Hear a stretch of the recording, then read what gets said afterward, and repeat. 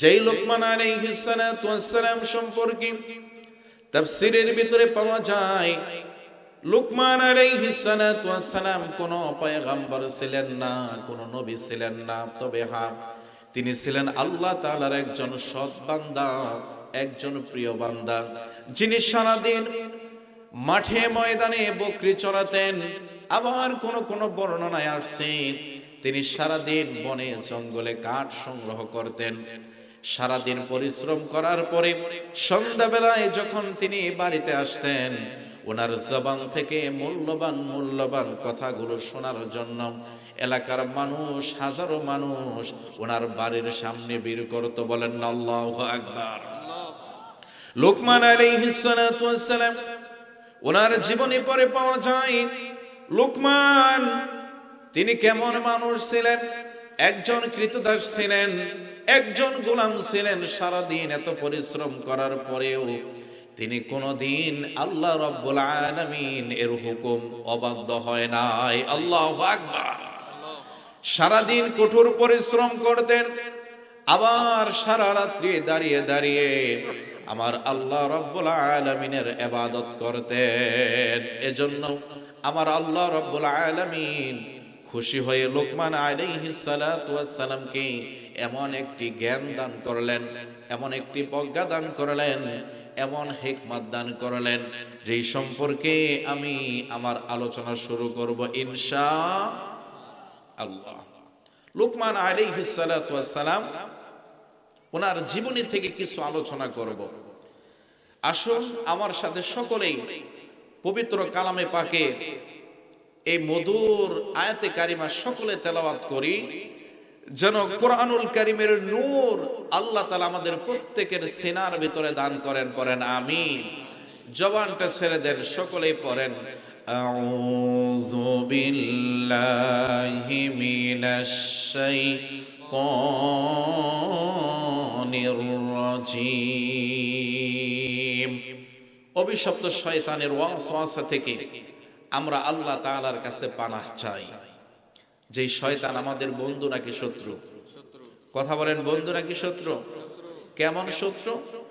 শয়তান আল্লাহ তাআলাকে ডাক দিয়ে বললেন, আল্লাহ আপনার ইজ্জতের কসম, আপনার বরত্বের কসম, আপনার মহত্বের কসম, আপনার বান্দাদের কারণে আমি ইমামুল মালায়েকা ফেরেশতাদের সরদার ছিলাম, সেখান থেকে অভিশপ্ত হয়ে এই দুনিয়াতে শয়তানের রাজিম হয়ে এসেছি।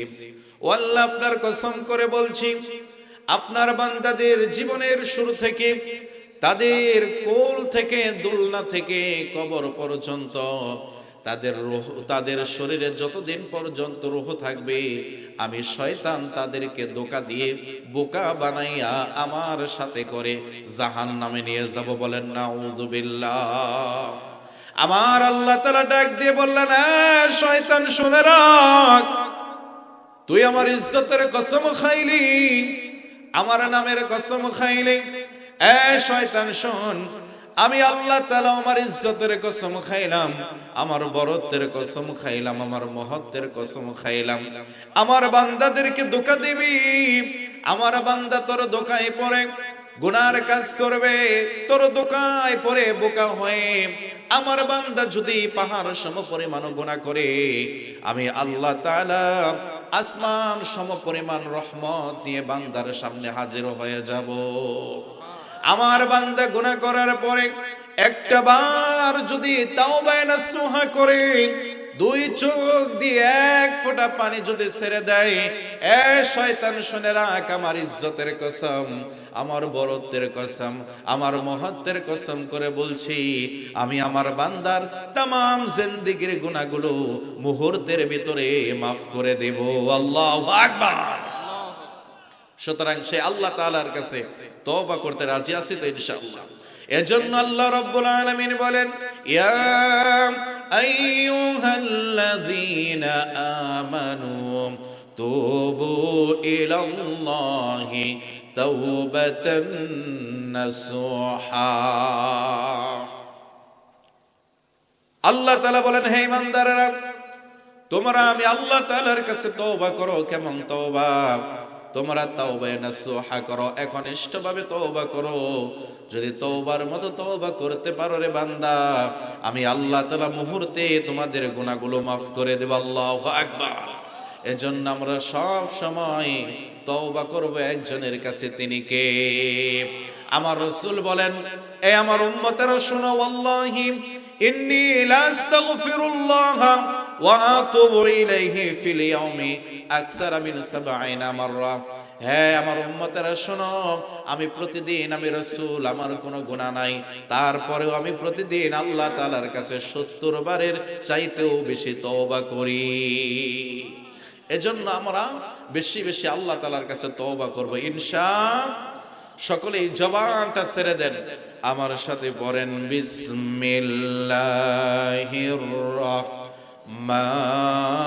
রহমানির রহিম। সম্মানিত হাজিরিন, এই বিসমিল্লাহির রহমানির রহিম পরম করুণাময় আল্লাহ তাআলার নামে শুরু করছি। এই বিসমিল্লাহর ভিতরে আল্লাহ তাআলার 3টা নাম আছে। নাম কয়টা? কথা বলেন না, আপনারা ঘুমাইতেছেন। একটা তাকবীর দেন তো, লিল্লাহে তাকবীর, লিল্লাহে তাকবীর। এই বিসমিল্লাহর ভিতরে আমার আল্লাহ তাআলার 3টা নাম রয়েছে। একটা নাম হলো আল্লাহ। নাম কি? মোহাব্বত নিয়ে পড়েন তো, আল্লাহ। একটা নাম হলো রহমান, আরেকটা নাম হলো রহিম। আমি যদি আপনাদের কাছে জানতে চাই, বলেন তো আমার আল্লাহ তাআলার নাম কয়টা? সবাই বলে। আমিও জানি আপনারা এই জবাবই দিবেন, কিন্তু না। তাফসীরে মাজহানির ভিতরে আল্লামা সানাউল্লাহ পানিপতি রহমাতুল্লাহ আলাইহি লেখেন যে আল্লাহ তাআলার নাম হলো ৫,০০০। আল্লাহু আকবার বলবেন না? আল্লাহ তাআলার নাম হলো ৫,০০০। তাওরাতের ভিতরে আছে ১,০০০, জাবুরের ভিতরে আছে ১,০০০, ইনজিলের ভিতরে আছে ১,০০০, লাউহে মাহফুজের ভিতরে আছে ১,০০০, আর আল্লাহ তাআলার কোরআনের ভিতরে আল্লাহ তাআলার নাম আছে ১,০০০। এই মোট আমার আল্লাহ তাআলার নাম হলো ৫,০০০। আল্লাহু আকবার বলেন। কিন্তু আল্লাহ রাব্বুল আলামিন এই ৫,০০০ নাম কি বিসমিল্লাহির রহমানির রহিমের ভিতরে লুকায়া রাখছেন। আল্লাহ রাব্বুল আলামিন এই ৫,০০০ নাম আমরা জানি না। তবে হ্যাঁ, তাফসীরে মাজহারের লেখক আল্লামা সানাউল্লাহ পানিপতি রহমাতুল্লাহ আলাইহি লেখেন, আল্লাহ তাআলার কোন বান্দা বান্দি যদি একটা বার পড়ে বিসমিল্লাহির রহমানির রহিম, আল্লাহ তাআলার ৫,০০০ নামের জিকির করলে যেই সওয়াব হয়, ওই সওয়াবটা আল্লাহ তাআলার বান্দা একবার বিসমিল্লাহির রহমানির রহিম বললে আল্লাহ তাআলা তার আমলনামায় দান করেন। আল্লাহু আকবার। এজন্য আবারও আমরা জবানটা ছেড়ে দিয়ে একটা বার পড়ি বিসমিল্লাহির রহমানির রহিম। ওয়ালাকাদ আতাইনা লুকমানাল হিকমাতা আনিশকুর লিল্লাহ। আল্লাহ রাব্বুল আলামিন বলেন, আর আমি লোকমানকে দান করেছি হিকমত, আমি লোকমানকে দান করেছি জ্ঞান, এবং লোকমানকে বলেছে, হে লোকমান, তুমি বেশি বেশি আমি আল্লাহ তাআলার প্রশংসা করো। আল্লাহু আকবার।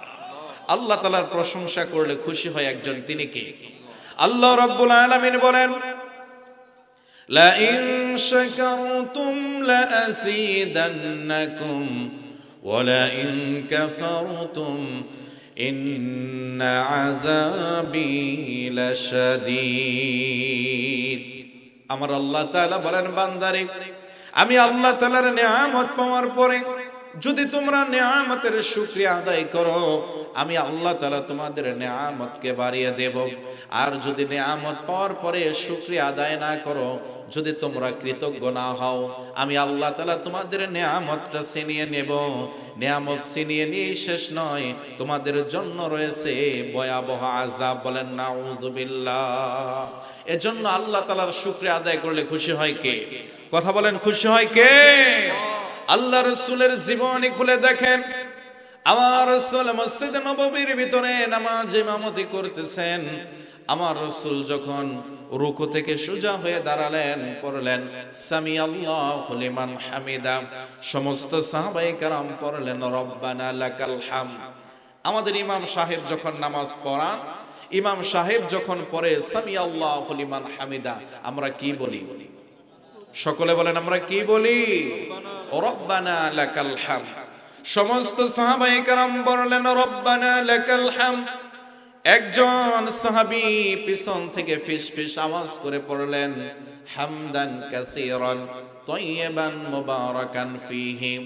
আমার রাসূল নামাজ শেষ করলেন, সাহাবীদেরকে ডাক দিয়ে বললেন, এ সাহাবীরা, আমি যখন সামি আল্লাহু লিমান হামিদা পড়লাম, তোমরা পড়েছো রব্বানা লাকাল হামদ, কিন্তু একজনে অতিরিক্ত 4টা তাসবিহ পড়েছো। কে পড়েছো? দাঁড়িয়ে যাও। সাহাবায়ে কেরাম ভয় পেয়ে গেছে। আমার রাসূল বললেন, সাহাবীরা রে, ভয়ের কোনো কারণ নাই, কে পড়েছো? একজন সাহাবী পিছন থেকে দাঁড়িয়ে বললেন, নবী গো, আমি পড়েছি। আমার রাসূল বললেন, আমি তো এটা তোমাদেরকে শিখাই নাই, তোমরা কেন পড়লা? ওই সাহাবী ডাক দিয়ে বললেন, নবী গো, আমি যখন আল্লাহ তাআলার প্রশংসা করি, কম প্রশংসা করলে আমার ভালো লাগে না। এই জন্য যখন আমি আল্লাহ তাআলার প্রশংসা করি, আমি বেশি বেশি আল্লাহ তাআলার প্রশংসা করি। আল্লাহু আকবার।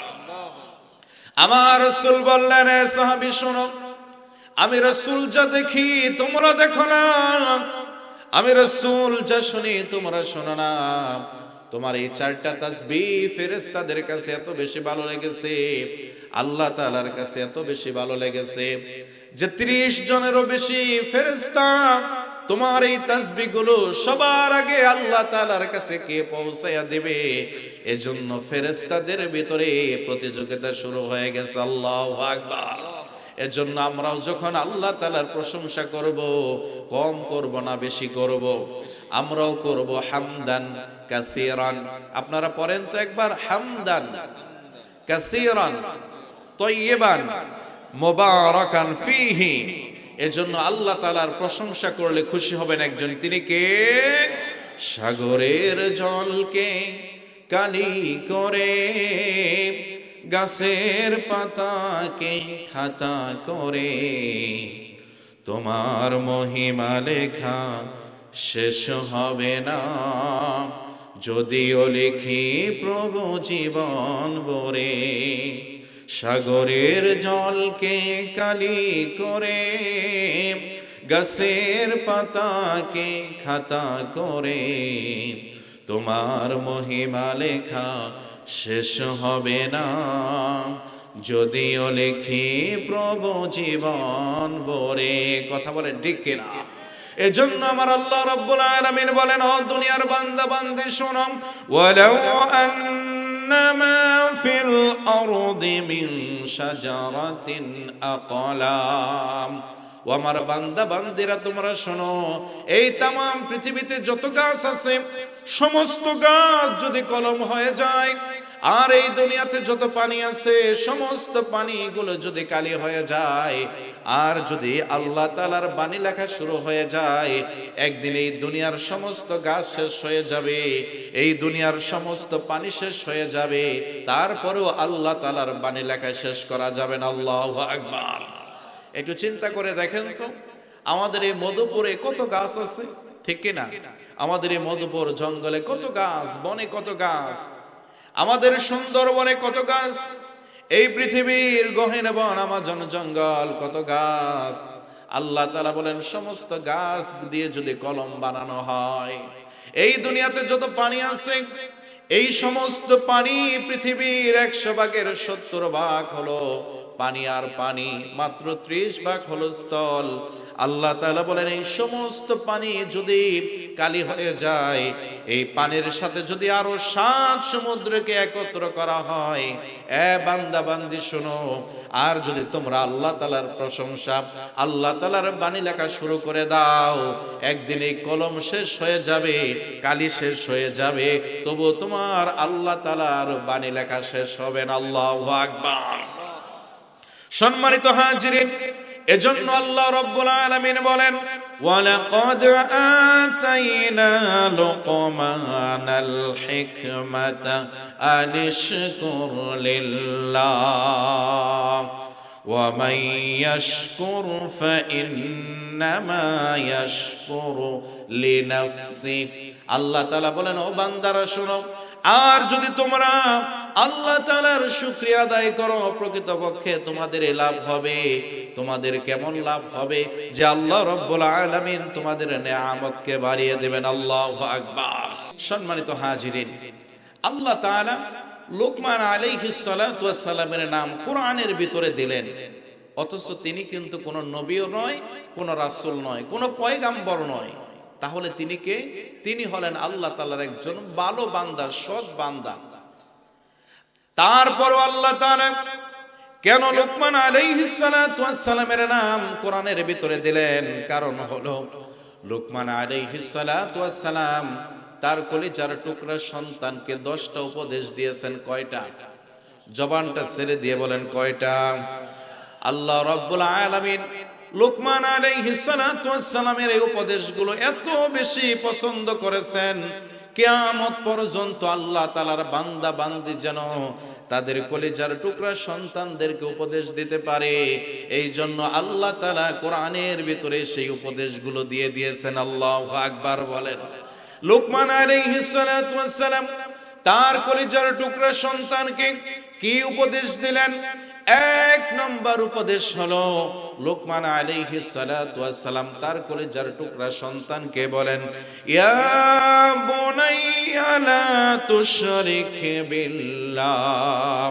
ও আমার কলিজার টুকরা সন্তান, আমার আদরের সন্তান, আমার প্রিয় বৎস শোনো, আমার প্রিয় বাচ্চা শোনো, তুমি কখনো আল্লাহ তাআলার সাথে শিরক করো না। আল্লাহু আকবার বলেন।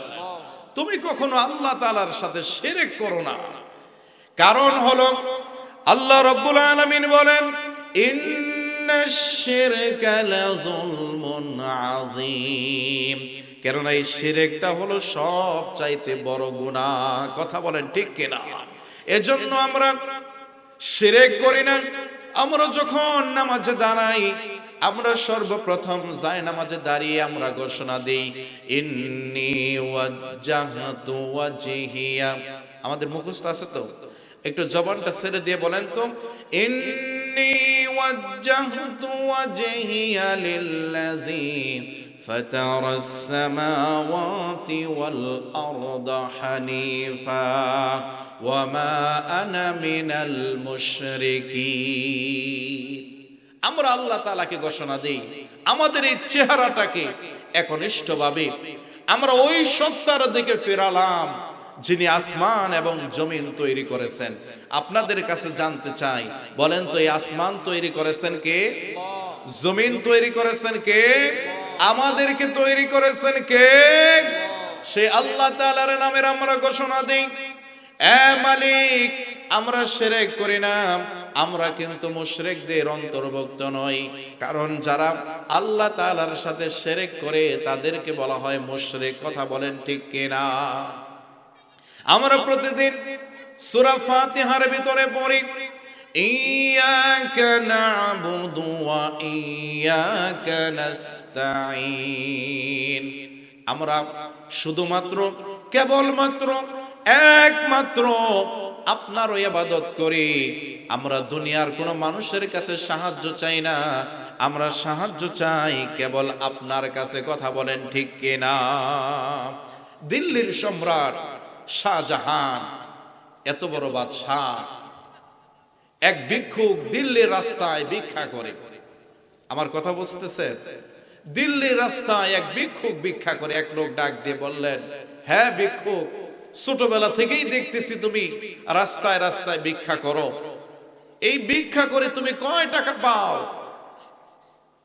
ওই ভিক্ষুক ডাক দিয়ে বলতেছে, মানুষ আমাকে মাত্র 1 আনা 2 আনা 1 টাকা 2 টাকা দেয়, ভিক্ষা করবো না কি করব? ওই পথিক ডাক দিয়ে বললেন, ভিক্ষুক, তুমি কি সম্রাট শাহজাহানের দরবার চেনো না? তুমি সম্রাট শাহজাহানের দরবারে চলে যাও, তোমাকে এমন দেয়া দিবে জিন্দেগিতে আর তোমাকে ভিক্ষা করতে হবে না। আল্লাহু আকবার। ভিক্ষুক ডাক দিয়ে বলে, পথিক, আমি সাধারণ একজন ভিক্ষুক, আমি কেমন করে সম্রাট শাহজাহানের দরবারে যাব? ওই প্রতীক ডাক দিয়ে বললেন, হ্যাঁ ভিক্ষুক, তুমি চলে যাও, দুপুর তো হয়ে আসলো, এখন তুমি সম্রাট শাহজাহানকে মসজিদের ভিতরে পাবা। ভিক্ষুক এক ধরে মসজিদে চলে গেছে। মসজিদের বাহিরে দাঁড়াইয়া দেখে, জানালা দিয়ে তাকাইয়া দেখে একটা লোক সম্রাট শাহজাহান যায় নামাজে বসে আসমানের দিকে দুইটা হাত তুলে দিয়েছেন। চোখের পানি পড়ে সম্রাট শাহজাহানের দাড়িগুলো ভিজে ভিজে পানিগুলো টপ টপ করে যায় নামাজে পড়তেছে। বলেন আল্লাহু আকবার। ভিক্ষুক জানালা দিয়ে তাকিয়ে রয়েছেন। সম্রাট শাহজাহান আসমানের দিকে দুইটা হাত তুলে দিয়ে কাঁদতেছে। সম্রাট শাহজাহান যখন মোনাজাত শেষ করে মসজিদ থেকে বের হয়েছেন, ভিক্ষুক বলে আসসালামু আলাইকুম, সালাম দিয়ে যখন চলে যায়, সম্রাট শাহজাহান বলে, হ্যাঁ ভিক্ষুক, তোমাকে তো ভিক্ষুকের মতোই দেখা যায়, কি ব্যাপার সালাম দিয়ে চলে যাও? কত মানুষ আমার কাছে কত কিছু চাই, কিন্তু তুমি আমার কাছে কিছু না চেয়ে চলে যাইতেছো, কারণ কি? ভিক্ষুক ডাক দিয়ে বলে, সম্রাট শাহজাহান, আমি তো আপনার কাছে এসেছিলাম কোনো কিছু চাওয়ার জন্য, তবে আমার অন্তরের দরজা, হেদায়েতের দরজা খুলে গেছে। সম্রাট শাহজাহান, আমি মানুষের কাছে হাত পাতি চাই, কিন্তু চোখের পানি ছেড়ে কাঁদি না, কিন্তু আমি জানালা দিয়ে তাকায় দেখলাম আপনি এত বড় একজন সম্রাট, এত বড় একজন বাদশাহ, এত বড় বাদশাহ হওয়ার পরেও আপনি না জানি কোন বাদশার দরবারে দুইটা হাত তুলে দিয়ে চোখের পানি ছেড়ে দিয়ে কাঁদতেছেন। আল্লাহু আকবার। সম্রাট শাহজাহান, আমার অন্তরের দরজা, হেদায়েতের দরজা খুলে গেছে, আমি আর কোন দুনিয়ার মানুষের কাছে সাহায্য চাইব না। যেই মানুষ, যেই রাজা বাদশাহ, যে আল্লাহ তাআলার কাছে সাহায্য চায়, আজকের পর থেকে যদি সাহায্য চাইতে হয়, রাজা বাদশাহ ধনী গরিব, রাজা প্রজা যেই মনিবের দরবারে সাহায্য চায়, আমি ভিক্ষুকও সেই আল্লাহ তাআলার দরবারে সাহায্য চাইব। আল্লাহু আকবার বলেন। আমাদের সাহায্য করেন একজন, তিনি কে? এজন্য বান্দা যখন বিপদে পড়ে যায়, বিপদে পড়ে যদি বান্দা আল্লাহ তাআলার কাছে সাহায্য চায়, আল্লাহ তাআলা খুশি হয়ে যায় এবং মুহূর্তের ভিতরে বান্দার মুনাজাতকে কবুল করেন। কথা বলেন ঠিক কিনা? এজন্য আমরা সূরা ফাতিহার ভিতরে পড়ি, ইয়্যাকা না'বুদু ওয়া ইয়্যাকা নাস্তাঈন। আমরা দুনিয়ার কোন মানুষের গোলামি করি না, দাসত্ব করি না, ইবাদত করি না, ইবাদত করি কার? সুতরাং আমরা সাহায্য চাই সে আল্লাহ তাআলার নিকট। আল্লাহ তাআলার কাছে চাইলে আল্লাহ তাআলা খুশি হন। কবি কাজী নজরুল ইসলাম আল্লাহ তাআলার কাছে চেয়েছিলেন, মসজিদের পাশে আমায় কবর দিও বা, যেন আমি মুয়াজ্জিনের আযান শুনতে পাই। আল্লাহু আকবার বলে। আল্লাহ তাআলা উনার মুনাজাতকে কবুল করে নিয়েছেন। কবি কাজী নজরুল এমন একজন কবি ছিলেন, যখন মুসলমানের পক্ষে কথা বলার মতো কোনো লোক ছিল না, মুসলমানের পক্ষে কলম ধরার মতো কোনো লোক ছিল না, কবি কাজী নজরুল ইসলাম মুসলমানের পক্ষে কথা বলেছেন, মুসলমানের পক্ষে কলম ধরেছেন। এজন্য জালিমেরা কবি কাজী নজরুল ইসলামকে জেলখানায় বন্দী করেছে। কথা বলেন ঠিক কিনা? আর রবীন্দ্রনাথ ঠাকুর তখনকার সময়ে ইংরেজদের দালালি করেছিল, পা চেটেছিল, এই জন্য তাকে নোবেল পুরস্কার দেওয়া হয়েছিল। কথা বলেন ঠিক কিনা? কবি কাজী নজরুল ইসলাম তিনি এমনও কিছু কবিতা, এমনও হাম, এমনও নাত লিখে গেছেন, আমি মনে করি কবি কাজী নজরুল ইসলামের এই লেখাগুলো তার নাজাতের জন্য যথেষ্ট হয়ে যাবে। ঠিক কিনা?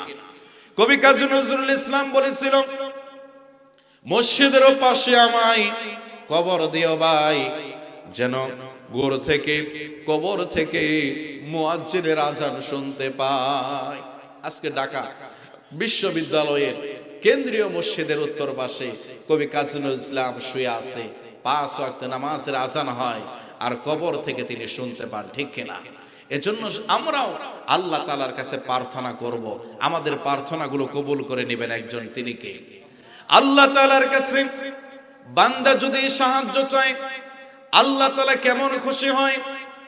আল্লাহ রাব্বুল আলামিনের পয়গম্বর যখন ইব্রাহিম পয়গম্বরকে নমরুদ আগুনের ভিতরে নিক্ষেপ করেছিল, আগুনের ভিতরে যখন নিক্ষেপ করা হলো, দাও দাও করে আগুন জ্বলতেছে, জিবরাইল আমিন চলে আসছে, ডাক দিয়ে বললেন, ও ইব্রাহিম পয়গম্বর, আমি চলে এসেছি, আপনি আগুনের ভিতরে পড়ে আছেন, বলেন আপনার জন্য আমি কি করতে পারি, আপনাকে কি সাহায্য করতে পারি।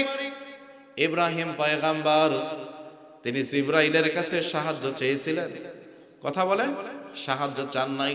ডাক দিয়ে বললেন, হ্যাঁ জিবরাইল, আমি তো অন্ধ কোন রবের ইবাদত করি না, আমি আগুনের ভিতরে পড়ে গেছি, তুমি আমাকে সাহায্য করার জন্য আসছো।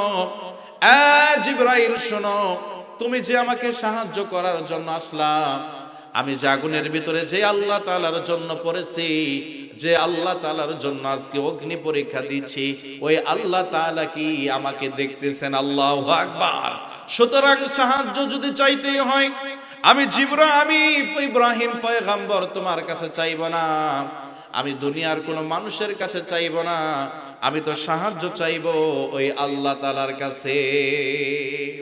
আল্লাহ তাআলা খুশি হয়ে গেলেন, আর ডাক দিয়ে বললেন, কুলনা ইয়া নারু কুনি বারদাও ওয়া সালামান আলা ইব্রাহিম। আল্লাহু আকবার।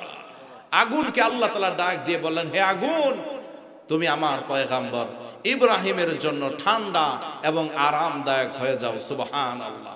সুতরাং আমরাও সাহায্য চাইবে একজনের কাছে, তিনি কে? সন্তানকে কত সুন্দর উপদেশ দিলেন। লুকমান আলাইহিস সালাতু ওয়াস সালাম বলেন, ইয়া বুনাইয়া লা তুশরিক বিল্লাহ, ও আমার কলিজার টুকরা সন্তান, আমার আদরের সন্তান, তুমি কখনো আল্লাহ তাআলার সাথে শিরক করো না, অংশীদার করো না। আজকে যারা আল্লাহ তাআলার সাথে শরীক করে, আমরা তাদেরকে বলি মুশরিক। দেখবেন হিন্দুরা খড় দিয়ে, কাঠ দিয়ে, বাঁশ দিয়ে, পাথর দেয়া মূর্তি পূজা বানাইয়া তারপরে তার ইবাদত করে, তার কাছে সাহায্য চায়। কথা বলেন ঠিক কিনা? আর কিছু নামদারি মুসলমান হিন্দুদের পূজা মণ্ডলে গিয়ে বীর করে, ঠিক না? কথা বলেন, যায় কি যায় না? মুসলমান জানতে চাই, পূজা মণ্ডপ ওই হিন্দুদের পূজার অনুষ্ঠান কোনদিন মুসলমানের উৎসব হতে পারে না, ঠিক কিনা? মুসলমানের উৎসব হলো শবে কদর, মুসলমানের উৎসব হলো শবে বরাত, মুসলমানের উৎসব হলো ঈদুল আজহা, মুসলমানের উৎসব হলো ঈদুল ফিতর, ঠিক কিনা? আর যারা মসজিদেও যায়, হিন্দুদের পূজা মণ্ডপেও যায়, এরা হলো মুনাফিক। এরা কি? মনে রাখবেন, মুসলমান মসজিদে যাবে, হিন্দুরা মন্দিরে যাবে, আর যারা মসজিদেও যায় আবার মন্দিরেও যায়, তারা হলো মুনাফিক, ঠিক কিনা? এরা জাহান্নামের সর্বনিম্ন স্তরে জাহান্নামের শাস্তি ভোগ করবে। এজন্য আমরা আমাদের সন্তানকে কেমন উপদেশ দিব? দমক দিয়ে নয়। লুকমান আলাইহিস সালাতু ওয়াস সালাম আমাদেরকে শিখাইতেছেন, দুনিয়ার মানুষ শোনো, সন্তানকে দমক দিয়ে উপদেশ দিবা না, সন্তানকে সুন্দর করে বুঝাইয়া উপদেশ দিবা। কত সুন্দর করে ডাক দিলেন, ইয়া বুনাইয়া, আমার কলিজার টুকরা সন্তান, আমার আদরের সন্তান, আমার প্রিয় পুত্র, আমার প্রিয় বাসা। আল্লাহু আকবার বলবেন না? এরকম সন্তানকে কোনোদিন উপদেশ দিয়েছেন? লোকমান আলাইহিস সালাম আমাদেরকে শিখাই দিয়েছেন যে সন্তানকে সুন্দর করে কাছে ডাকো, সন্তানের মাথায় হাত বোলাও, তারপর সন্তান গালে চুমু খাও, সন্তানের গালে, সন্তানের ঠোঁটে, সন্তানের কপালে একটা চুমুকে দাও, এরপর সন্তানকে সুন্দর করে বোঝাও, হে আমার কলিজার টুকরা সন্তান, তুমি আল্লাহ তাআলার সাথে শরীক করো না, ঠিক কিনা? এজন্য এক নম্বর উপদেশ হলো, ও আমার কলিজার টুকরা সন্তান শোনো, আল্লাহ তাআলার সাথে শরীক করবা না। 2 নম্বর উপদেশ দিচ্ছেন, আল্লাহ রাব্বুল আলামিন এই উপদেশটা শুনে এত বেশি খুশি হয়ে গেছেন, এবার আল্লাহ তাআলা সূরা লোকমানের 14 নম্বর আয়াতে ডাক দিয়ে বলতেছেন, ওয়া ওয়াসাইনাল ইনসানা বিওয়ালিদাইহি হামালাতুহু উম্মুহু ওয়াহনান আলা ওয়াহনিন, আল্লাহ রাব্বুল আলামিন বলেন, ও দুনিয়ার মানুষ শোনো, তোমরা তোমাদের মা বাবার সাথে সদাচরণ করবা, ভালো ব্যবহার করবা, কারণ তোমার মা তোমাদেরকে কষ্টের পরে কষ্ট করে এই দুনিয়াতে এনেছেন। কথা বলেন ঠিক কিনা? তোমরা তোমাদের মা বাবার সাথে ভালো ব্যবহার করো। তোমার মা তোমাকে কষ্টের পরে কষ্ট করে এই দুনিয়াতে এনেছেন, তোমাকে 2টা বছর দুগ্ধ পান করিয়েছেন। এজন্য আল্লাহ রাব্বুল আলামিন বলেন, ওয়াকাদা রাব্বুকা আল্লা তা'বুদু ইল্লা ইয়্যাহু ওয়া বিল ওয়ালিদাইনি ইহসানা। আল্লাহ তাআলা বলতেছেন, হে দুনিয়ার মানুষ, তোমরা আমি আল্লাহ তাআলার ইবাদত করো, তোমাদের মা বাবার সাথে ভালো ব্যবহার করো, উত্তম কথা বলো, সদাচরণ করো। তোমাদের এই মা বাবা তোমাদেরকে কষ্টের পরে কষ্ট করে এই দুনিয়াতে এনেছেন। ঠিক কিনা বলেন? মা বাবা কেমন আপন? আল্লাহর নবী বলেন, দুনিয়ার উম্মতেরা শুনো, রিদার রাব্বি ফি রিদাল ওয়ালিদাইন। আমার উম্মতেরা শোনো, যদি মা বাবা খুশি থাকে তাহলে ওই সন্তানের উপরে খুশি হয়ে যায় একজন, তিনি কে? আর যদি মা বাবা বেজার থাকে, সন্তানের উপর যদি বেজার থাকে, ওই সন্তানের উপর বেজার হয়ে যায় একজন, তিনি কে? আল্লাহ রাসূলের একজন সাহাবী হযরতে আবু হুরায়রা রাদিয়াল্লাহু তাআলা আনহু একদিন আল্লাহ রাসূলের দরবারে এসে কান্নাকাটি করতেছে। আমার রাসূল বললেন, আবু হুরায়রা কি হয়েছে? আবু হুরায়রা ডাক দিয়ে বললেন, নবীগণ, আমার মা আমাকে মেরেছে, এই জন্য আমি কাঁদতেছি। আল্লাহ রাসূল বললেন, আবু হুরায়রা, যেহেতু তোমার মা তোমাকে মেরেছে, আমি রাসূল কিছুই করতে পারবো না। আবু হুরায়রা বললেন, নবীগণ, আমি আপনার কাছে আমার মায়ের নামে নালিশ করতে আসি নাই, আমি বিচার চাইতে আসি নাই, তবে হ্যাঁ, আমি আপনার কাছে আমার মায়ের জন্য একটু হেদায়েতের দোয়া করতে বলি। আল্লাহু আকবার বলেন। আল্লাহ রাসূল সাল্লাল্লাহু আলাইহি ওয়াসাল্লাম সাথে সাথে আসমানের দিকে 2টা হাত তুলে দিলেন আর ডাক দিয়ে বললেন, মালিক, ও আমার আল্লাহ, আপনি আবু হুরায়রার মাকে হেদায়েত দান করুন। আল্লাহু আকবার। এই কথা শোনার সাথে সাথে আবু হুরায়রা এমন ভাবে একটা দৌড় দিয়েছে বাড়ির দিকে। প্রতিমধ্যে সাহাবীদের সাথে দেখা, ডাক দিয়ে বললেন, আবু হুরায়রা কোথায় যাও? আবু হুরায়রা কোনো কথা বলে না, শুধু বাড়ির দিকে দৌড়ায়। আর একটু সামনে যাওয়ার পরে এক সাহাবী জড়াইয়া ধরেছে, ও আবু হুরায়রা, দৌড়াও কেন? আবু হুরায়রা বলেন, সাহাবীরে ছেড়ে দাও, আমি আমার বাড়িতে যাইতেছি, আমার রাসূল আমার মায়ের হেদায়েতের জন্য দোয়া করেছে, আমি আবু হুরায়রা দেখতে চাই আমার রাসূলের দোয়া আমার বাড়িতে আগে পৌঁছে নাকি আমি আবু হুরায়রা আমার বাড়িতে আগে গিয়া পৌঁছতে পারি। আল্লাহু আকবার বলেন। আবু হুরায়রা দৌড় দিয়ে বাড়িতে চলে গেছেন। দরজার সামনে গিয়ে ডাক দিয়ে যখন বললেন, মা, ও মা, আমি আবু হুরায়রা এসেছি, দরজাটা খুলে দাও। আবু হুরায়রা বলে, আজকে আমার মা দমক দিয়ে আমার সাথে কথা বলে না, আমার সাথে চিল্লাচিল্লি করে না, নরম ভাষায় কথা বললেন। বাবা আবু হুরায়রা এসেছো, একটু দাঁড়াও, আমি দরজা খুলে দিচ্ছি।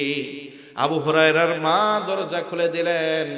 আবু হুরায়রাকে কাছে টেনে নিয়ে আবু হুরায়রার মাথায় হাত দিয়ে বললেন, বাবা আবু হুরায়রা, এতদিন তোমাকে অন্যায়ভাবে আমি তোমাকে বকাবকি করেছি, গালাগালি করেছি, তোমার উপর আমি মিথ্যা অবিচার করেছি, তোমাকে কষ্ট দিয়েছি। আবু হুরায়রা, আমি বুঝতে পেরেছি তুমি তো কোনো খারাপ মানুষের দরবারে যাও নাই, তুমি তো এই পৃথিবীর সবচাইতে ভালো মানুষের দরবারে গিয়েছো। আমার ভুল হয়েছে রে আবু হুরায়রা, আমাকে মাফ করে দাও। ও আবু হুরায়রা, তুমি যে নবীর দরবারে সব সময় পড়ে থাকো, আমাকে ওই নবীর দরবারে নিয়ে যাও, আমি ওই নবীর হাতে হাত রেখে ওই নবীর কাছে কালেমা পড়ে মুসলমান হতে চাই। আল্লাহু আকবার বলেন। আমি আপনাদের কাছে জানতে চাই, হেদায়েত দেওয়ার মালিক কে? হেদায়েত দেওয়ার মালিক কে? আমার আল্লাহ রাব্বুল আলামিন বলেন, দুনিয়ার বান্দা বান্দি, তোমরা তোমাদের মা বাবার সাথে উত্তম আচরণ করো, কারণ মা বাবা খুশি তো খুশি হলেন একজন, তিনি কে? এই পৃথিবীর সমস্ত আলেম ওলামাকে দাওয়াত করেন, কাবা ঘরের ইমাম, মসজিদ নববীর ইমামকে দাওয়াত করে খাওয়ান, হাদিয়া দেন, এরপরে তারা যদি আপনার জন্য দোয়া করে, দোয়া কবুল হবে গ্যারান্টি আছে? কথা বলে। কিন্তু আমার রাসূল বলে, কোন সন্তানের জন্য যদি মা বাবা আসমানের দিকে দুইটা হাত তুলে দেয়, হাত নামানোর আগেই আমার আল্লাহ তাআলা দোয়া কবুল করে নেন। আল্লাহু আকবার। সম্মানিত হাজিরিন, এজন্য আমার রাসূল বলেন, অরিদার রব্বি ফি রিদাল ওয়ালিদাইন ওয়া সাখাতু রব্বি ফি সাখাতিল ওয়ালিদাইন। মা বাবা সেই সন্তানের উপর খুশি, ওই সন্তানের উপর আমার আল্লাহ তাআলা খুশি। আর মা বাবা যেই সন্তানের উপর বেজার, ওই সন্তানের উপর বেজার হয়ে যায় আমার আল্লাহ। এজন্য দুনিয়াতে তিনটা জিনিস আছে, এই তিনটা জিনিসের দিকে তাকালেই সওয়াব। তার ভিতরে এক নাম্বার হলো মা বাবা। বাইহাকি শরীফের বর্ণনা, আমার রাসূল বলেন, ও আমার উম্মতেরা শোনো, আমার কোন উম্মত যদি মা বাবার দিকে মায়ার নজরে, দয়ার নজরে একটাবার তাকায়, সাথে সাথে আল্লাহ তাআলা ওই সন্তানের আমলনামায় একটা কবুল হজের সওয়াব দান করেন। আল্লাহু আকবার। সাহাবায়ে কেরাম অবাক হয়ে জিজ্ঞাসা করলেন, নবী গো, তাহলে আপনার কোন উম্মত যদি প্রতিদিন তার মা বাবার দিকে 100 বার করে তাকায়, তাহলে তার আমলনামায় কেমন সওয়াব হবে? আমার রাসূল বললেন, সাহাবীরা শোনো, কোন সন্তান যদি প্রতিদিন মা বাবার দিকে 100 বার করে মায়ার নজরে তাকায়, আল্লাহ তাআলা ওই সন্তানের আমলনামায় 100 কবুল হজের সওয়াব দান করবে। আল্লাহু আকবার। এক নাম্বার হলো মা বাবা, দুই নাম্বার হলো কোরআনুল কারীম। আপনি কোরআন পড়তে পারেন না, তবে পাক পবিত্র অবস্থায়, ওযু থাকা অবস্থায় আপনি যদি কোরআনটাকে মহাব্বত করে, কোরআনটাকে বুকের সাথে জড়াইয়া নেন, এই কোরআনকে যদি চুমু খান, এই কোরআন খুলে যদি আপনি কোরআনের অক্ষর দিয়ে হাত বোলান, তাহলে কোরআন পড়লে যে নেকি, ওই নেকি আপনার আমলনামায় দান করবেন একজন, তিনি কে? তিন নম্বর হলো কাবা ঘরের গিলাফ। ওই কাবা ঘরের দিকে আল্লাহ তাআলার কোন বান্দা বান্দি যতক্ষণ পর্যন্ত তাকিয়ে থাকবে, ততক্ষণ পর্যন্ত তার আমলনামায় নেকি দান করবেন একজন, তিনি কে? এজন্য মায়ের সম্মান বাড়িয়ে দিয়েছেন আমার আল্লাহ।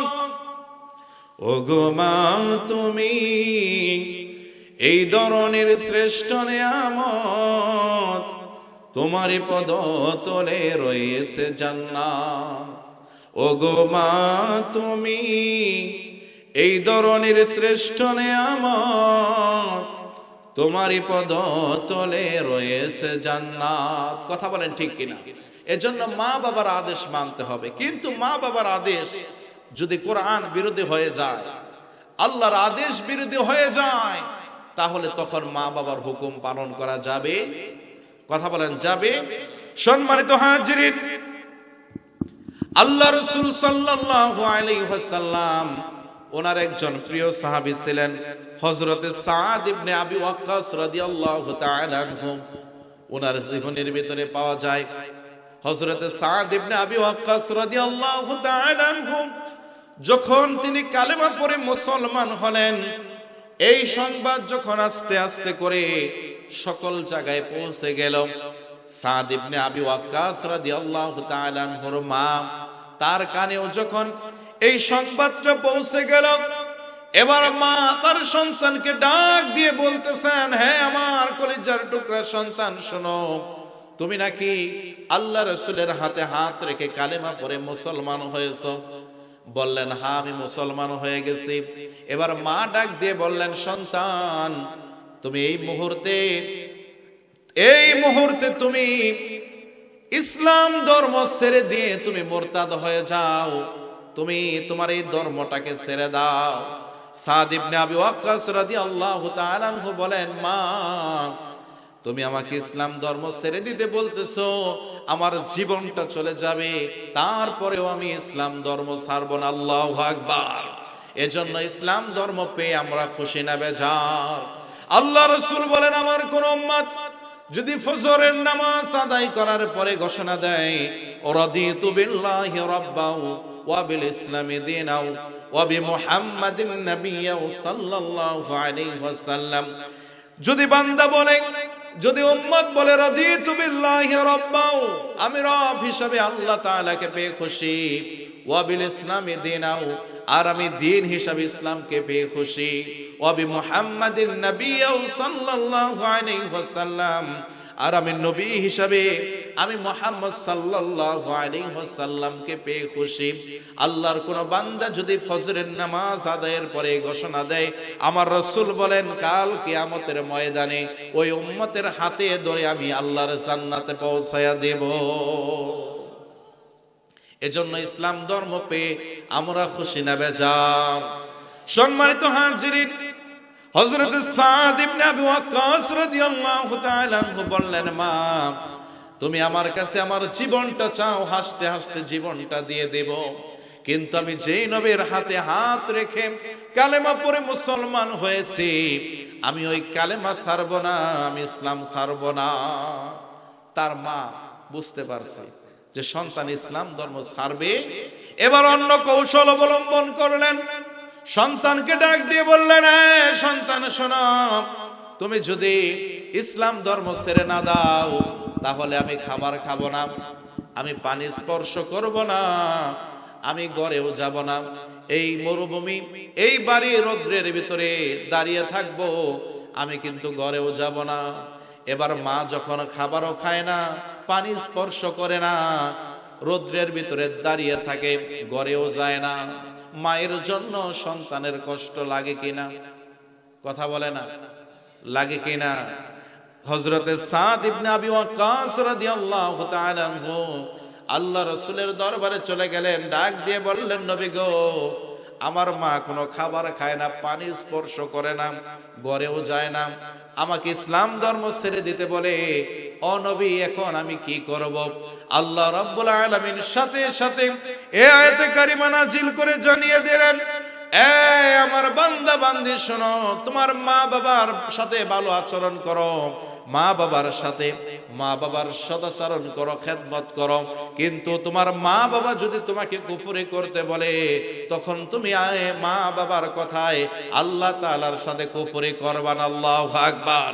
এজন্য আল্লাহ রাব্বুল আলামিন বলেন, ওয়া ইন জাহাদাকা আলা আন তুশরিকা বি মা লাইসা লাকা বিহি ইলম, তোমার মা বাবা যদি তোমাকে কুফরি করতে বলে এমন বিষয় সম্পর্কে যেই বিষয়ে তোমার কোনো জ্ঞান নাই, ওই অবস্থায় মা বাবার কথা শোনা যাবে না। ঠিক কিনা?